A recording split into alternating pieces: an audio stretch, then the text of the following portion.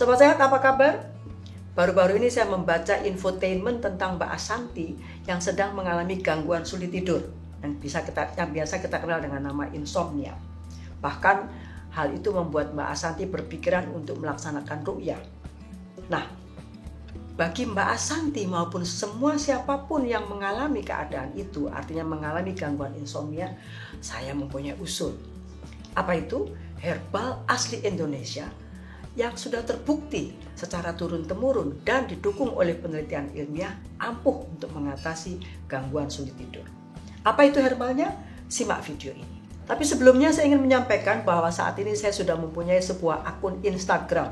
Silakan follow untuk mendapatkan informasi mengenai jamu, herbal, dan info kesehatan lain.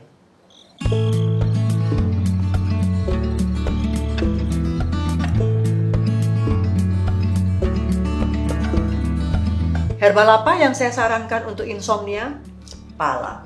Kita semua pernah mendengar pala sebagai bumbu masak. Tanaman asalnya bernama ilmiah Myristica fragrans dari suku Myristicaceae. Asalnya Kepulauan Maluku. Banyak pala-pala atau tanaman jenis tanaman pala lain yang tumbuh di kepulauan lain, misalnya di Papua. Pasti rasa, bau, dan kandungannya beda. Buah pala bentuknya lonjong. Kalau dikupas, terlihat kulitnya seperti sabut. Di dalamnya ada daging buah yang biasa digunakan sebagai camilan untuk manisan pala. Di dalamnya juga ada biji. Biji diseliputi oleh selaput yang namanya aril atau fuli atau maize dalam bahasa Inggris yang berwarna merah. Kalau dikeringkan jadi coklat warnanya. Itu juga digunakan sebagai manisan. Dalam bahasa Inggris, biji pala disebut nutmeg. Apa sebenarnya kandungan dari buah pala? Bau aromatis itu terdapat pada semua bagian tanaman pala. Bunga, daun, buah, biji. Yang disebabkan karena apa? Ada kandungan minyak atsiri. Minyak atsiri tersusun atas banyak sekali unsur, antara lain monoterpin hidrokarbon. Misalnya sabinen, limonen, pinen. Ya. Di samping itu juga ada yang terkenal kandungan misalnya myristicin, asam myristic, flavonoid, alkaloid, vitamin dan mineral. Vitamin A, C, vitamin B hampir lengkap.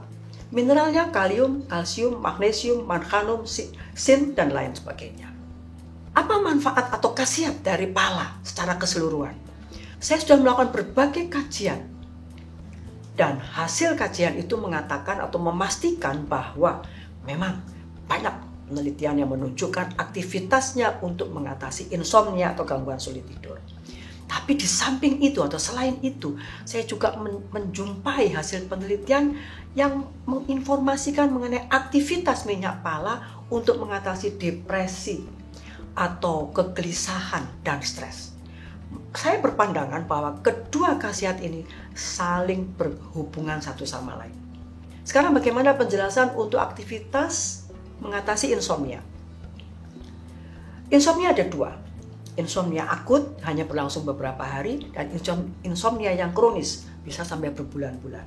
Kalau tidak segera diatasi, maka ini akan bisa menyebabkan masalah kesehatan yang lebih parah, termasuk gangguan pada jantung dan pembuluh darah.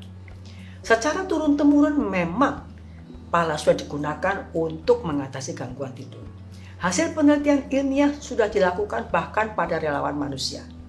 Penelitian yang sudah saya lakukan adalah mengamati minyak pala yang saya destilasi sendiri pada relawan wanita lansia berusia 50-80 tahun yang mengalami insomnia sedang.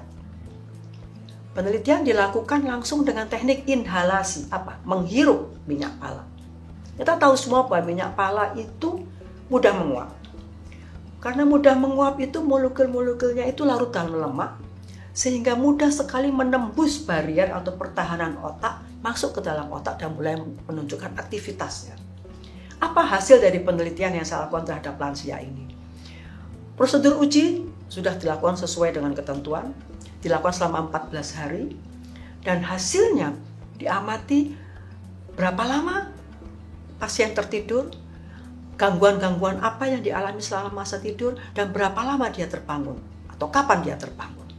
Hasilnya melalui kuesioner itu menunjukkan bahwa terjadi perbaikan semua skor dari gangguan insomnia.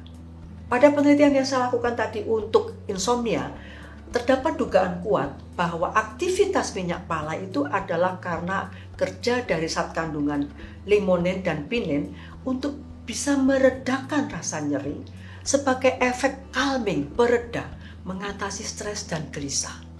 Hasil penelitian ini sejalan dengan penelitian yang dilakukan oleh orang India atau peneliti India 2018. Namun penelitian ini juga mengingatkan, penelitian ini mengingatkan agar tidak menggunakan minyak pala atau serbuk biji pala untuk waktu yang terlalu lama.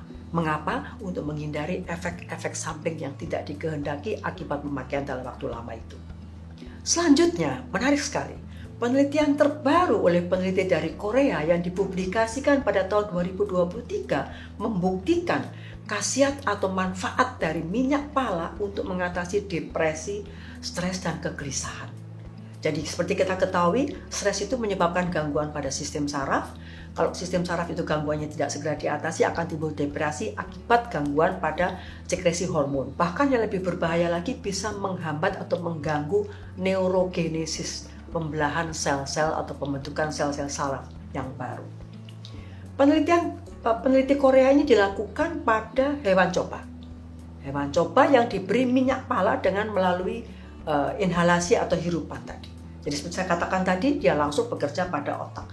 Dan hasilnya menunjukkan penurunan kondisi stres, depresi, dan kegelisahan. Peneliti bahkan menyarankan minyak pala dapat sebagai alternatif untuk mengganti obat-obat antidepresi yang bukannya tanpa efek samping. Bagaimana cara pemakaian yang saya sarankan? Yang mudah. Yang pertama untuk insomnia, menggunakan minyak pala untuk minyak pijat atau massage. Caranya, mencampurkan minyak pala 1-2 tetes dalam 15 ml minyak pembawa. Misalnya minyak kelapa, minyak almond, minyak zaitun. Kemudian dilakukan pemijatan pada seluruh bagian tubuh. Bisa 1-2 kali seminggu tergantung kondisi pasien. Tindakan massage bisa diikuti dengan pemasangan diffuser untuk menyebarkan atau mendistribusikan minyak pala di kamar di mana kita tidur. Tergantung alatnya, kita bisa teteskan 3 tetes minyak pala dalam ruangan yang tertutup dan keesokan harinya semua jendela dibuka atau ruangan dibuka. Coba dilakukan selama 1 minggu dan lihat hasilnya. Selain itu kita bisa juga mencoba minum rebusan biji pala. Caranya bagaimana?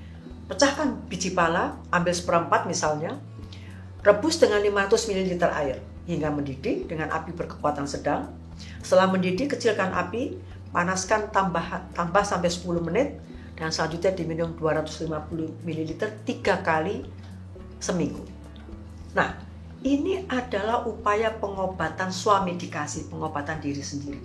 Sehingga setiap orang harus mengamati dengan seksama dampak atau perubahan yang terjadi. Misalnya apabila kita mendistribusikan minyak pala tadi di ruang atau di kamar tidur selama seminggu terlalu banyak, kita merasakan itu terlalu banyak, maka kita bisa mengurangi. Misalnya hanya tinggal 5 hari saja. Tapi yang pasti, sama halnya dengan apa yang saya sampaikan, swamedikasi tadi harus kita bantu. Misalnya apa? Kamar harus bersih, jauh dari kebisingan, dan kita berusaha setenang mungkin. Apakah mengonsumsi atau menghirup minyak pala itu aman? Secara umum aman. Tapi saya selalu menyarankan, seperti yang berkali-kali saya katakan tadi, kalau sudah tercapai tujuan, hentikan. Jangan berlebihan. Hal lain yang perlu diperhatikan, ibu hamil dan menyusui sebaiknya berkonsultasi dengan dokter sebelum menggunakan pala atau minyak pala. Bagi pasien yang minum obat dokter atau yang tergantung pada resep dokter, berkonsultasi dengan dokter. Sobat sehat, saya meyakini melalui berbagai kajian ilmiah bahwa buah, biji, dan minyak pala bisa membantu kita mengatasi masalah yang berkaitan dengan gangguan sulit tidur atau insomnia, depresi, stres, dan kegelisahan. Jadi bagi mereka yang mengalami masalah seperti itu, mengapa tidak dicoba? Karena relatif aman dibandingkan obat-obat untuk tujuan itu, dan harganya pun relatif murah. Jadi begitu Mbak Asanti. Bagaimana kalau dicoba? Kalau hasilnya positif, jangan lupa memberitahu saya. Stay healthy, salam sehat.